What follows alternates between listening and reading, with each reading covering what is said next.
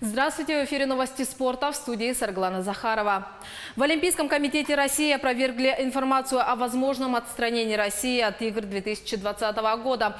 Напомню, статью опубликовала британская газета The Sunday Times. Глава ОКР Станислав Поздняков заявил, что российская команда примет участие в играх в Токио. Он также подчеркнул, что руководствуется официальной позицией МОК и других международных спортивных организаций. По словам Позднякова, возможные проблемы со статусом Всероссийской Федерации легкой атлетики не повлияют на допуск всей российской команды.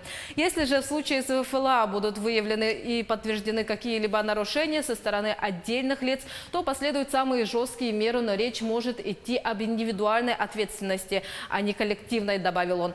Автор статьи предположил, что решение об отстранении может быть принято из-за дела против прыгуна в высоту Данила Лысенко. В издании утверждается, что высокопоставленные чиновники из ВФЛА знали о нарушении спортсмена антидопинговых правил. В прошлом году Международная ассоциация легкоатлетических федераций отстранила Лысенко от чемпионата Европы и завела против него дело. Российскому спортсмену грозит до 2 лет дисквалификации.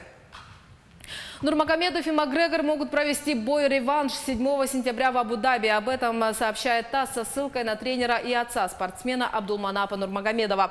Ранее сообщалось, что 7 сентября Хабиб Нурмагомедов выйдет в октагон после дисквалификации. Однако пока это не точно, идет разработка 3 соперников и могут стать Тони Фергюсон или Дастин Порье, а также Конор Макгрегор. Первый бой между ирландцем и российским бойцом прошел 6 октября на турнире UFC 229 в Лас-Вегасе и завершился победой Нурмагомедова в 4-м раунде. После поединка завязалась драка с участием членов команды бойцов. 29 января нынешнего года атлетическая комиссия штата Невада дисквалифицировала ирландского бойца на 6 месяцев, а российского спортсмена на 9. Макгрегор провел 25 поединков в смешанных единоборствах, одержав 21 победу. На счету Нурмагомедова 27 поединков и ни одного поражения. Организаторы игр 2020 года показали в Токио униформу добровольцев, которые примут участие в эстафете Олимпийского огня.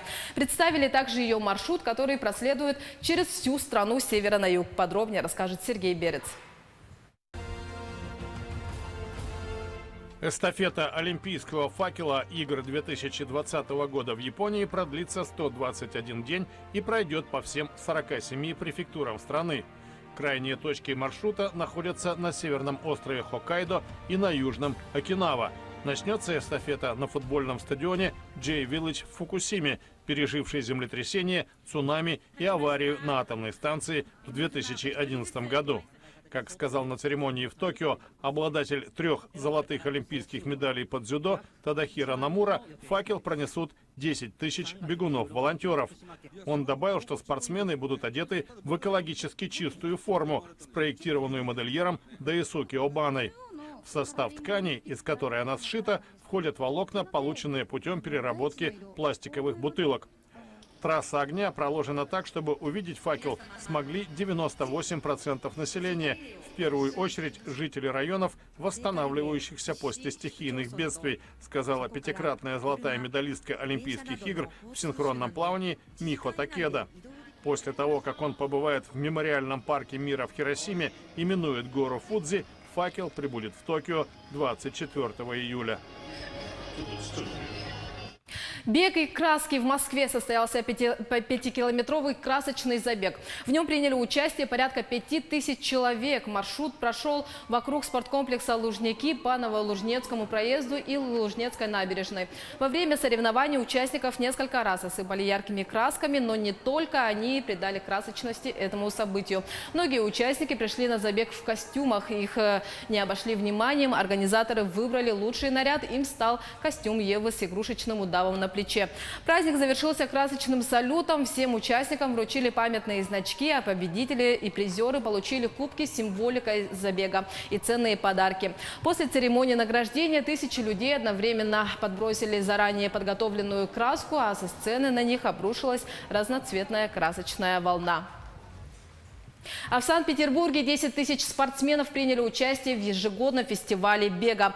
Забег по западному скоростному диаметру – одной из красивейших трасс города. Автомагистраль соединяет север и юг Петербурга. Участникам предлагали две трассы на 10 и 21 километр. К забегу допускались все желающие от 16 лет, а также обязательное условие – наличие справки от врача. Перед стартом профессиональные спортсмены провели разминку, а дальше маршрут с самыми красивыми видами, которые открываются участникам. Это и Финский залив, Лахта-центр и Вантовый мост.